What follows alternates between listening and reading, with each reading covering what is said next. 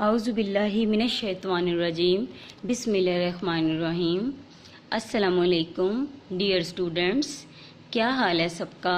سب خیریت سے ہیں؟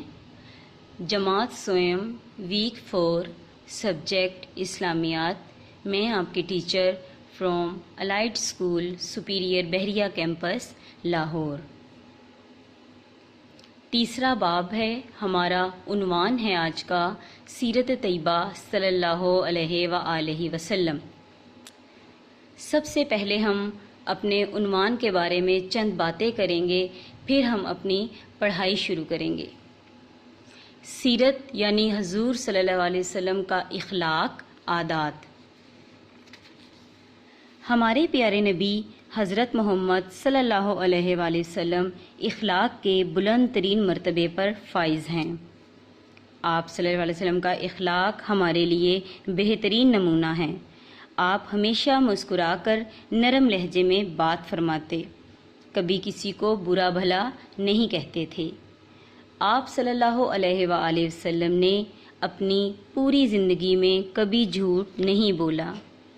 آپ صلی اللہ علیہ وآلہ وسلم کی سچائی کا اعتراف آپ صلی اللہ علیہ وآلہ وسلم کے دشمن بھی کیا کرتے تھے۔ اب ہم اپنی پڑھائی شروع کرتے ہیں۔ حضرت ابو طالب کی کفالت۔ بچوں، کفالت کا مطلب ہے ذمہ داری۔ ہمارے پیارے رسول صلی اللہ علیہ وآلہ وسلم جب اس دنیا میں تشریف لائے تو آپ صلی اللہ علیہ وآلہ وسلم کے والد کا انتقال ہو چکا تھا۔ انتقال یعنی وفات۔ 6 سال کی عمر میں آپ صلی اللہ علیہ وسلم کی والدہ ماجدہ کا انتقال ہو گیا۔ والدہ ماں، ماجدہ بزرگ عورت۔ آپ صلی اللہ علیہ وآلہ وسلم کی والدہ کی وفات کے بعد آپ صلی اللہ علیہ وآلہ وسلم کی پرورش کا ذمہ آپ کے دادا حضرت عبد المطلب نے لیا۔ 8 سال کی عمر میں جب آپ صلی اللہ علیہ وآلہ وسلم کے دادا بھی وفات پا گئے تو آپ صلی اللہ علیہ وآلہ وسلم کے چچا حضرت ابو طالب نے آپ صلی اللہ علیہ وسلم کی پرورش کی۔ انہوں نے آپ صلی اللہ علیہ وسلم کو بہت محبت اور پیار سے پالا۔ آپ صلی اللہ علیہ وسلم ان کی شفقت کے سائے میں پلے اور جوان ہوئے۔ اس پیرے میں حضور کی پیدائش کے بارے میں بتایا جا رہا ہے کہ جب آپ صلی اللہ علیہ وسلم پیدا ہوئے تو آپ کے والد کا انتقال ہو چکا تھا۔ 6 سال کی عمر میں والدہ بھی فوت ہو گئیں۔ پھر آپ کے دادا جان نے آپ کی پرورش کا ذمہ لیا۔ پھر جب 8 سال کی عمر میں دادا جان کی وفات بھی ہو گئی تو آپ صلی اللہ علیہ وسلم کی پرورش آپ صلی اللہ علیہ وسلم کے چچا حضرت ابو طالب نے کی۔ اس کے بعد ہمارا ٹاپک ہے سفر شام۔ حضرت ابو طالب کا پیشہ تجارت تھا۔ پیشہ یعنی کاروبار۔ وہ تجارت کی غرض سے اکثر دوسرے ممالک جاتے تھے۔ جب آپ صلی اللہ علیہ وسلم کی عمر 12 برس کی تھی، برس یعنی سال، تو آپ صلی اللہ علیہ وسلم کے چچا نے تجارت کی غرض سے ملک شام کا سفر کیا۔ آپ صلی اللہ علیہ وآلہ وسلم نے بھی شام جانے کی خواہش ظاہر کی۔ چنانچہ آپ کی خواہش پر آپ صلی اللہ علیہ وسلم کے چچا آپ صلی اللہ علیہ وسلم کو اپنے ہمراہ لے گئے۔ ہمراہ یعنی ساتھ۔ راستے میں حضرت ابو طالب کی ملاقات بحیرہ نامی عیسائی راہب سے ہوئی۔ اس نے آپ صلی اللہ علیہ وسلم میں اللہ تعالیٰ کے آخری نبی ہونے کی نشانیاں دیکھیں اور حضرت ابو طالب سے کہا کہ آپ اپنے بھتیجے کو واپس مکہ لے جائیں، ایسا نہ ہو کہ راستے میں دشمن انہیں نقصان پہنچائیں۔ حضرت ابو طالب نے جب یہ سنا تو فوراً واپسی کا سفر اختیار کیا۔ اختیار کا معنی پسند کرنا۔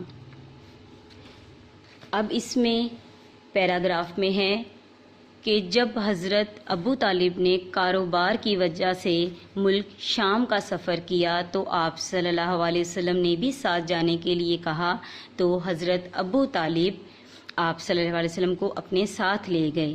راستے میں بحیرہ نامی عیسائی نے آپ حضرت ابو طالب سے کہا کہ آپ اپنے بھتیجے کو واپس لے جائیں، ان میں آخری نبی ہونے کی نشانیاں ہیں، تو آپ نے فوراً واپسی کا سفر اختیار کیا۔ اس کے بعد ہمارا ٹاپک ہے حلف الفضول۔ حضور صلی اللہ علیہ وآلہ وسلم کی جوانی کے دور میں عرب کے 2 قبیلوں قریش اور کیس کے درمیان ایک جنگ لڑی گئی۔ یہ جنگ محرم الحرام کے مقدس مہینے میں لڑی گئی۔ مقدس یعنی پاک۔ عرب میں اس مہینے میں لڑائی کرنا منع تھا۔ اس لڑائی کو حرب فجار کا نام دیا گیا۔ اس لڑائی میں دونوں قبیلوں کا بہت زیادہ جانی اور مالی نقصان ہوا۔ دونوں قبیلوں کو اس نقصان پر بے حد افسوس تھا۔ بے حد کا معنی بہت زیادہ، لہٰذا انہوں نے آئندہ آپس میں نہ لڑنے کا فیصلہ کیا اور آپس میں معاہدہ کر لیا۔ معاہدہ کا مطلب عہد کر لینا، وعدہ کر لینا۔ یہ معاہدہ حلف الفضول کے نام سے مشہور ہے، جس میں فیصلہ کیا گیا کہ ظالم کی مخالفت اور مظلوم کی مدد کی جائے گی۔ آپ صلی اللہ علیہ وسلم بھی اس معاہدے میں شریک ہوئے۔ اعلان نبوت کے بعد بھی حضور صلی اللہ علیہ وآلہ وسلم اس معاہدے میں شرکت پر اظہار مسرت فرمایا کرتے تھے۔ اظہار مسرت یعنی خوشی کا اظہار۔ آپ صلی اللہ علیہ وسلم فرماتے تھے کہ اس معاہدے کے عوض میں اگر مجھے سرخ اونٹ بھی دیے جاتے تو میں قبول نہ کرتا، اور آج بھی ایسے معاہدے کے لیے کوئی بلائے تو میں حاضر ہوں۔ اب حلف الفضول میں یہ بتایا گیا ہے کہ 2 قبیلوں کا آپس میں نہ لڑنے کا فیصلہ کرنا اور معاہدہ کر لینا، یہ معاہدہ حلف الفضول کے نام سے مشہور ہے۔ اس معاہدے میں طے پایا کہ مظلوم کی مدد کی جائے گی اور ظلم کرنے والے کی مخالفت۔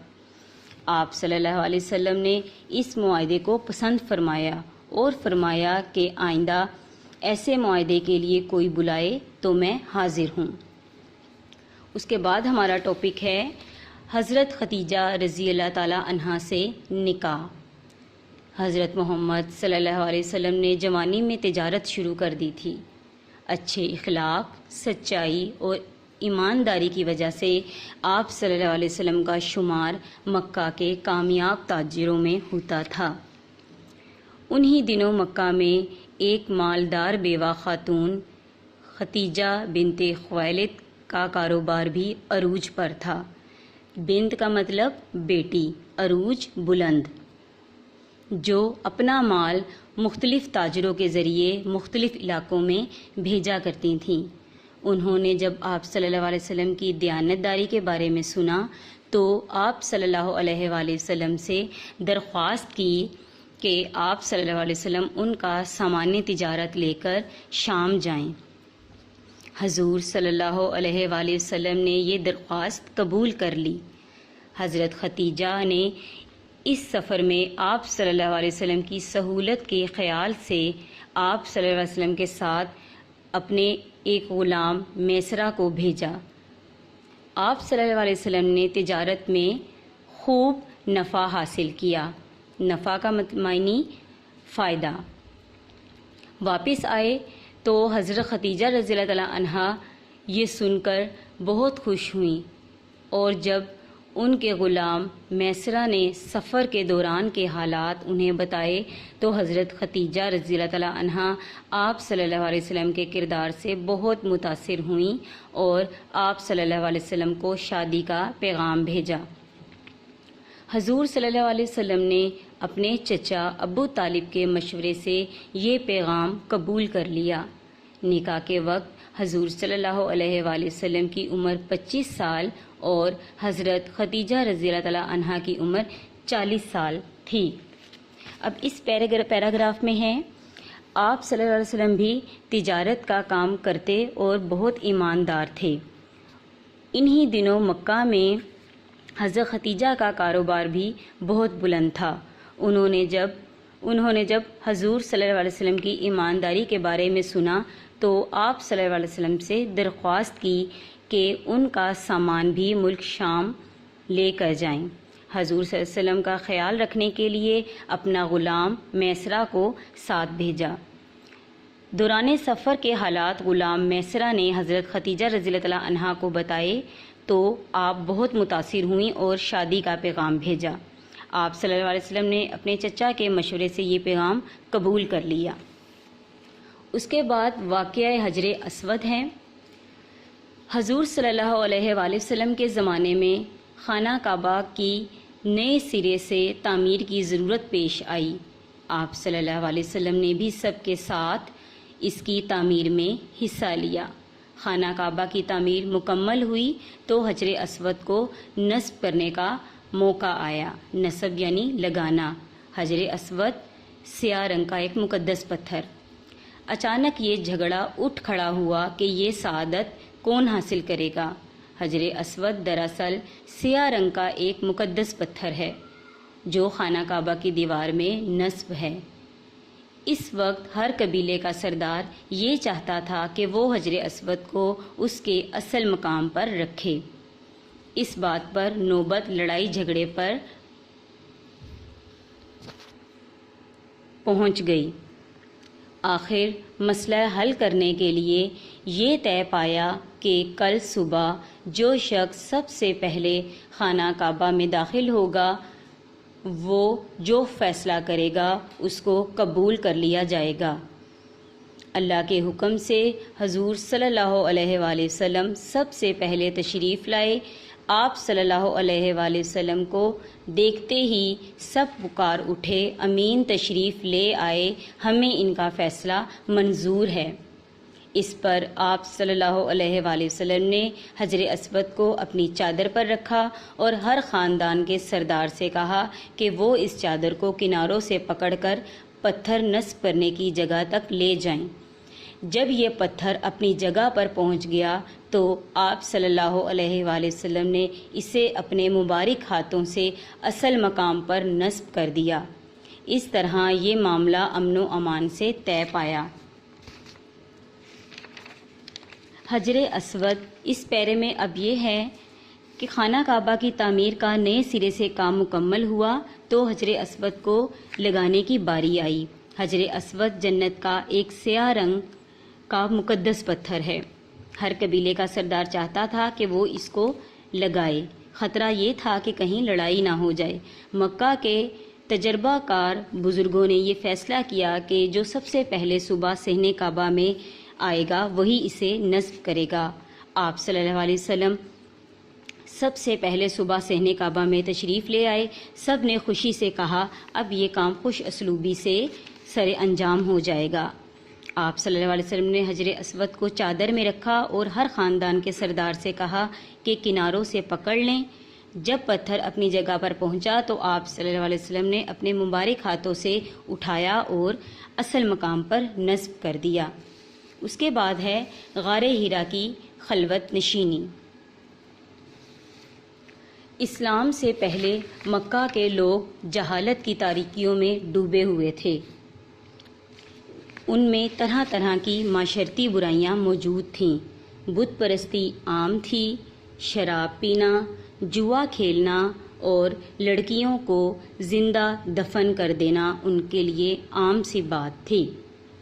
حضور صلی اللہ علیہ وآلہ وسلم ان معاشرتی برائیوں کو دیکھ کر بہت افسردہ ہوتے اور سوچتے کہ لوگوں کو ان برائیوں سے کس طرح بچایا جائے۔ اس قسم کے خیالات ہر وقت آپ صلی اللہ علیہ وآلہ وسلم کے دل اور دماغ پر چھائے رہتے، یہاں تک کہ آپ صلی اللہ علیہ وآلہ وسلم تنہائی پسندی کی طرف مائل ہو گئے اور آپ صلی اللہ علیہ وسلم کے دن اور راتیں غار ہیرا میں بسر ہونے لگیں۔ غار ہیرا مکہ سے کوئی 3 میل کے فاصلے پر واقع جبل نور کی ایک تنگ گھاٹی میں ہے۔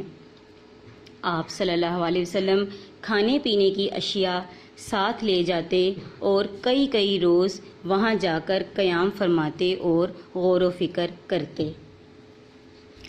غار ہیرا میں آپ صلی اللہ علیہ وسلم پر اللہ کی طرف سے پہلی وحی نازل ہوئی۔ وہی یعنی اللہ کا پیغام جو حضرت جبرائیل علیہ السلام لے کر آئے، اور اس طرح دنیا کی ہدایت اور رہنمائی کا فریضہ حضور صلی اللہ علیہ وسلم کے سپرد ہوا۔ سپرد کا مطلب حوالے ہوا۔ اب اس غار ہرا کی خلوت نشینی میں ہے کہ لوگ جہالت کی تاریکیوں میں ڈوبے ہوئے تھے۔ معاشرتی برائیاں بہت تھیں، شراب پینا، جوا کھیلنا اور لڑکیوں کو زندہ دفن کر دینا۔ حضور صلی اللہ علیہ وسلم یہ سب دیکھ کر بہت افسردہ ہوتے اور سوچتے کہ ان برائیوں سے کیسے بچایا جائے۔ یہاں تک کہ آپ صلی اللہ علیہ وسلم تنہائی پسندی کی طرف مائل ہو گئے اور کئی دن جا کر غار ہرا میں بسر کرتے تھے۔ ادھر غار ہرا میں پھر آپ صلی اللہ علیہ وسلم پر ایک وحی نازل ہوئی جو حضرت جبرائیل علیہ السلام لے کر آئے۔ اس طرح پوری دنیا کی ہدایت اور رہنمائی کا فریضہ آپ صلی اللہ علیہ وسلم کے سپرد ہوا۔ اب ہماری پڑھائی کمپلیٹ ہو گئی ہے، اب ہم مشق کی طرف چلتے ہیں۔ سوال نمبر 1، خالی جگہ پور کریں۔ حضرت آمنہ کی وفات کے وقت حضور صلی اللہ علیہ وسلم کی عمر مبارک ڈیش سال تھی، یہاں پر آئے گا 6۔ حضرت ابو طالب حضور صلی اللہ علیہ وآلہ وسلم کے ڈیش تھے، یہاں پر لکھنا ہے چچا۔ حضرت ابو طالب ڈیش کی غرض سے اکثر دوسرے ممالک جاتے تھے، یہاں پر لکھنا ہے تجارت۔ حرب فجار قبیلہ قریش اور قبیلہ ڈیش کے درمیان لڑی گئی، یہاں پر لکھنا ہے کیس۔ حضرت محمد صلی اللہ علیہ وآلہ وسلم پر پہلی وحی ڈیش میں نازل ہوئی، یہاں پر لکھنا ہے غار ہرا۔ حضرت خدیجہ رضی اللہ تعالیٰ عنہا نے نکاح کے وقت حضور صلی اللہ علیہ وآلہ وسلم کی عمر ڈیش سال تھی، یہاں پر لکھنا ہے 25۔ سوال نمبر 3، درست جواب کے گرد آگے نشان لگائیں۔ حضرت ابو طالب نے حضور صلی اللہ علیہ وآلہ وسلم کی پرورش بڑی محبت سے کی، یہاں پر لکھنا ہے درست۔ حلف الفضول معاہدے کے مطابق ظالم کی مدد اور مظلوم کی مخالفت کی جائے گی، یہاں پر لکھنا ہے غلط۔ حضرت محمد صلی اللہ علیہ وآلہ وسلم سے نکاح کے وقت حضرت خدیجہ کی عمر 40 سال تھی، یہاں پر آئے گا درست۔ حضور صلی اللہ علیہ وآلہ وسلم پر پہلی وحی حضرت جبرائیل علیہ السلام لے کر آئے، یہاں پر لکھنا ہے درست۔ غار ہرا مدینہ کے قریب واقع ہے، یہاں پر لکھنا ہے درست۔ اس کے بعد سوالات کے جواب لکھیے۔ سوال نمبر 1 ہے، بحیرہ نامی عیسائی راہب نے حضرت ابو طالب سے کیا کہا؟ جواب، راہب نے کہا کہ آپ اپنے بھتیجے کو واپس مکہ لے جائیں، ایسا نہ ہو راستے میں دشمن انہیں نقصان پہنچائیں۔ سوال نمبر 2، حلف الفضول کا معاہدہ کیوں کیا گیا؟ جواب، حرب فجار میں قبیلہ قریش اور قبیلہ کیس دونوں کا جانی اور مالی نقصان ہوا اور انہوں نے آئندہ آپس میں نہ لڑنے کا فیصلہ کیا اور معاہدہ کر لیا۔ سوال نمبر 3، حجر اسود کا واقعہ اپنے الفاظ میں لکھیں۔